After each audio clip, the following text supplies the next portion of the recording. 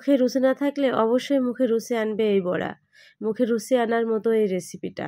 এই পটল পাতার বড়া ছোটবেলায় দেখতাম বাইরে কেউ অসুস্থ হলে মা অমনি ভেজে দিত, আর আমরা মজা করে খেতাম। আসসালামু আলাইকুম, কি অবস্থা, কেমন আছেন সবাই, জানাবেন তো একটু।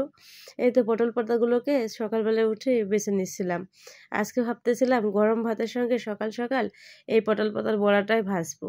তারপরে তো মসুর ডালগুলোকে ভিজিয়ে রাখলাম। আসলে সকালবেলায় উঠে মসুর ডালগুলোকে ভিজিয়ে দিয়েছিলাম, একটুকু সময় নিয়েছিলাম না, তাই মসুর ডালগুলো ভাজতে যা কষ্ট হয়েছিল। তারপর পরিষ্কার করে ধুয়ে নিলাম, চলে আসলাম আমার শিলপাটায়। আসলে মসুর ডালগুলোকে অনেক আগে থেকে ভিজিয়ে রাখতে হবে।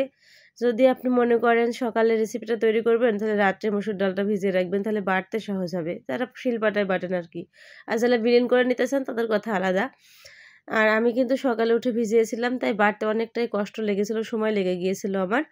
তারপরে তো প্রথমে পটল পাতাগুলোকে বেটে উঠিয়ে নিয়েছিলাম, তারপর মসুর ডালগুলোকে বাটলাম, তারপর এক মুঠ খানিক কাঁচা ঝাল দিয়ে দিলাম, সেটাকেও বেটে নিলাম। আসলে শিলপাটায় বেটে সব রেসিপি তৈরি করার মজাই আলাদা। আমার কিন্তু একদমই বিলীন করতে ইচ্ছা করে না।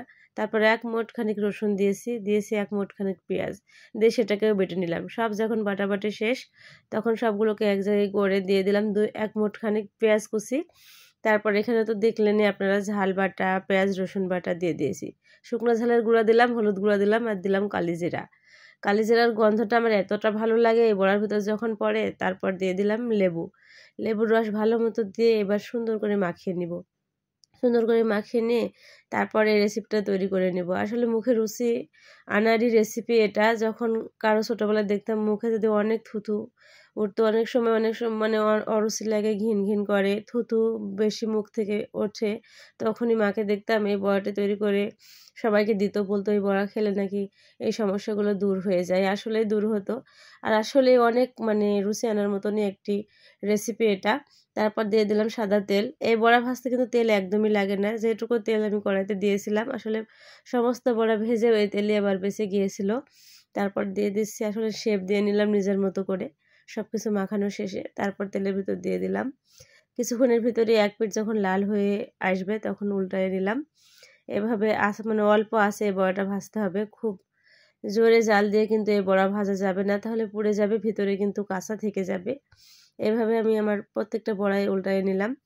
কিছুক্ষণ পর হয়ে যাবে, কিছুক্ষণের ভিতর যখন আমার বড়াগুলো ভাজা হয়ে এসছে, তখন আমি একটা একটা করে উঠাই নিলাম। আসলে সেই মজার হয় এই বড়াটি খেতে, অনেক ভালো লাগে। একবার হলেও আপনারা ট্রাই করে দেখবেন। তারপরে তো বড়া ভাজা শেষ, উঠাই নিলাম বাটিতে। আর ভিতরটা পর্যন্ত অনেক সুন্দর হয়েছিল, সেটাই আপনাদের দেখালাম। আজকের ভিডিও পর্যন্ত, সবাই ভালো থাকবেন, আল্লাহ হাফেজ।